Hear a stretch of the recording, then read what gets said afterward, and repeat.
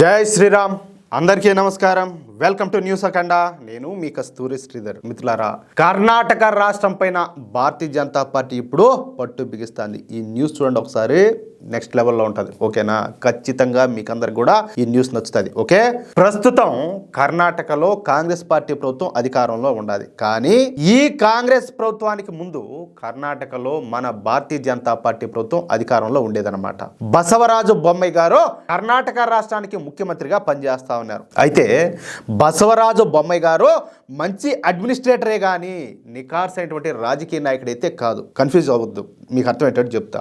అంటే ఆయనకు రాజకీయాలు చేయడం పెద్దగా తెలియదు. ఇప్పుడు పాలన చేయడం వేరు, రాజకీయాలు చేయడం వేరు. అవునా కాదా? అందుకే 2023లో జరిగినటువంటి కర్ణాటక అసెంబ్లీ ఎన్నికల్లో బీజేపీ ఘోరంగా ఓడిపోయింది. నిజానికి బీజేపీ ప్రభుత్వంలో కర్ణాటకకు పెద్ద ఎత్తున పెట్టుబడులన్నీ కూడా వచ్చినాయి. లక్షల కోట్ల రూపాయలు కర్ణాటకలో పెట్టుబడులు పెట్టారు. కర్ణాటకలో మౌలిక సదుపాయాల కల్పన కూడా పెద్ద ఎత్తున జరిగింది. ఆ సమయంలో కర్ణాటకలో భారీ సంఖ్యలో కర్ణాటక ప్రజలకు ఉద్యోగ అలాగే ఉపాధి అవకాశాలు కూడా లభించినాయి. కానీ ఆ సమయంలో కర్ణాటక కాంగ్రెస్ పార్టీకు అధ్యక్షునిగా డికే శివకుమార్ను కాంగ్రెస్ పార్టీ ఎంపిక చేసింది. అర్థమవుతుందా? ఇక డికే శివకుమారు ఒక నికార్స్ అయినటువంటి రాజకీయ నాయకుడు. అంటే చెప్పా కదా, రాజకీయాలు చేయడం వేరు, పరిపాలన చేయడం వేరు. ఆయనకు ఏ ఆట ఎట్లా ఆడాలో చాలా బాగా తెలుసు. పైగా అపర కోటీశ్వరుడు. మీకు అర్థమయ్యేటట్టు చెప్పాలంటే, ఇప్పుడు ఆ గాలి జనార్దన్ రెడ్డి అంటారు కదా, ఆయనకంటే ఇంకా పెద్ద కోటీశ్వరుడు అనమాట. ఇక కర్ణాటక కాంగ్రెస్ పార్టీ అధ్యక్షునిగా ఎంపికైన వెంటనే డికే శివకుమారు ఆయన ఆటనైతే ప్రారంభించాడు. ముందుగా మెయిన్ స్ట్రీమ్ మీడియా మొత్తాన్ని కూడా కొనిపారేశాడు. డబ్బులు ఉన్నది కదా, బాగా కొనేస్తారు. అప్పుడు వీళ్ళు నాదస్వరం ఊపుతా ఉంటే అవి ఎట్ట కావాలంటే అట్ట ఆడుతూ ఉంటాయి. ఏది ఆ మీడియా ఛానళ్ళన్నీ కూడా. అలాగే సోషల్ మీడియాలో ఉండేటటువంటి దాదాపు ఇన్ఫ్లుయెన్సర్లు అందరినీ కూడా మొత్తాన్ని కూడా తన వైపుకు తిప్పుకున్నాడు. అంతేకాకుండా బసవరాజు బొమ్మాయి ప్రభుత్వం కాంట్రాక్టర్ల దగ్గర నుంచి 40% కమిషన్లను వసూలు చేస్తానని చెప్పి పెద్ద ఎత్తున ఫేక్ ప్రచారం చేయించాడు. ఎందుకంటే ఈ మీడియా ఆయన చేతల్లో ఉండే, ఇన్ఫ్లుయెన్సర్లు ఆయన చేతల్లో ఉండే, ఇంకా ఫేక్ ప్రచారం మొదలుపెట్టా. అంతేకాకుండా కొంతమంది కాంట్రాక్టర్లతో నిరసనలు కూడా చేయించాడు. మొత్తం కూడా అంత పెయిడ్ అనమాట. దీంతో ఇది నిజమని చెప్పి నమ్మినటువంటి కర్ణాటక ప్రజలు 2023లో జరిగినటువంటి అసెంబ్లీ ఎన్నికల్లో కాంగ్రెస్ పార్టీకి ఓటేసి కాంగ్రెస్ పార్టీకి పట్టం కట్టినారు. ఇక ఆ తర్వాత అసలు ఆటను సిద్ధరామయ్య మొదలుపెట్టినాడు. అంటే చేమలంతా కూడా పుట్ట పెడితే పాములు పోయి దాంట్లో చేరతాయి చూడు, అట్టా గెలిచినటువంటి 135 మంది కాంగ్రెస్ ఎమ్మెల్యేలలో అధిక శాతం ఎమ్మెల్యేలను తన వైపుకు తిప్పుకున్నాడు. ఎవరు? సిద్ధరామయ్య. అంతేకాకుండా వర్గ రాజకీయాలకు తెరలేపినాడు. దీంతో కాంగ్రెస్ అధిష్టానం ఒక డిమాండ్ మీద సిద్ధరామయ్యను ముఖ్యమంత్రి పీఠం మీద కూర్చోబెట్టింది. 2.5 సంవత్సరాల పాటు సిద్ధరామయ్య ముఖ్యమంత్రిగా ఉండేటట్టు, ఆ తరువాత 2.5 సంవత్సరాలు డికే శివకుమార్ ముఖ్యమంత్రి పీఠం మీద కూర్చునే విధంగా ఒక డిమాండ్ పెట్టి, అర్థమవుతుందా, మొదటి అవకాశం అయితే సిద్ధరామయ్యకి అయితే ఇచ్చినారు. ఇంతవరకు అంతా కూడా బాగానే ఉండదు. అయితే పోయిన నెలతో సిద్ధరామయ్య 2.5 సంవత్సరాల పదవి కాలం అయితే ముగిసిపోయింది. దీంతో ఇక డికే శివకుమార్ వర్గం మళ్ళీ తెర మీదకి వచ్చింది. 2.5 సంవత్సరాల పదవి కాలం ముగిసింది కాబట్టి డికే శివకుమార్ కు ముఖ్యమంత్రి పీఠం దక్కాలని చెప్పేసి డిమాండ్ చేయడం మొదలుపెట్టినారు. ఈ విషయం పైన ఢిల్లీ కూడా పోయి లాబింగ్ అయితే చేశారు. కానీ ఫలితం మాత్రం గుండు సున్నా.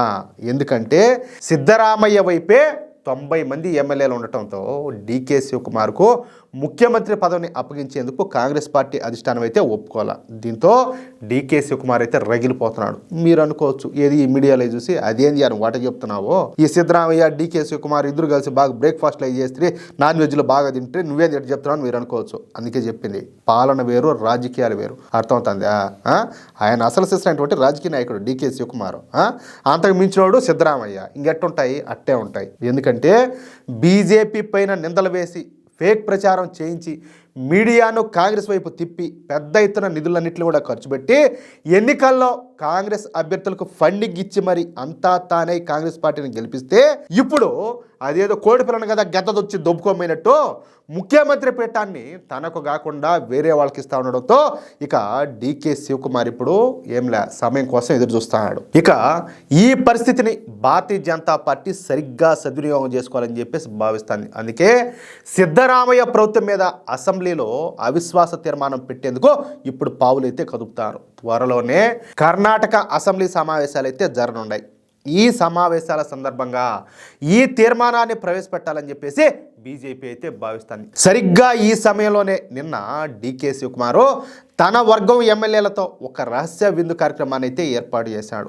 ఈ విందు కార్యక్రమానికి 30 మందికి పైగా కాంగ్రెస్ ఎమ్మెల్యేలు హాజరైనట్టు తెలుస్తుంది. అయితే మొత్తంగా డీకే శివకుమార్ వర్గంలో 40 మంది వరకు ఎమ్మెల్యేలు ఉన్నట్టు సమాచారం అయితే వస్తుంది. ఇక కర్ణాటకలో మొత్తం ఎమ్మెల్యేల సంఖ్య 224. అందులో మ్యాజిక్ ఫిగర్ను చేరుకోవాలంటే కనీసం 113 మంది ఎమ్మెల్యేల అవసరం అయితే ఉంటుంది. ఇక కాంగ్రెస్ ఎమ్మెల్యేలు మొత్తంగా 135 మంది వరకు ఉన్నారు. వీళ్ళలో సిద్ధరామయ్య వర్గం ఎమ్మెల్యేలు 90 మంది ఉన్నారు.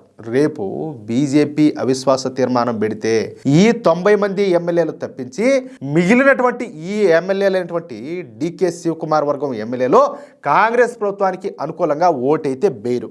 అంటే సిద్ధరామయ్య ప్రభుత్వం కూలిపోవడం ఖాయం. ఇక ఆ తర్వాత డీకే శివకుమార్ బీజేపీలో చేరే అవకాశం కూడా ఉన్నట్టు తెలుస్తుంది. ఇక బీజేపీ అప్పటి పరిస్థితులను బట్టి కర్ణాటకలో బీజేపీ ప్రభుత్వాన్ని ఏర్పాటు చేయడమో లేకపోతే ఎన్నికలకు పోవడమో అన్న విషయాలు అయితే తేల్చనున్నదనమాట.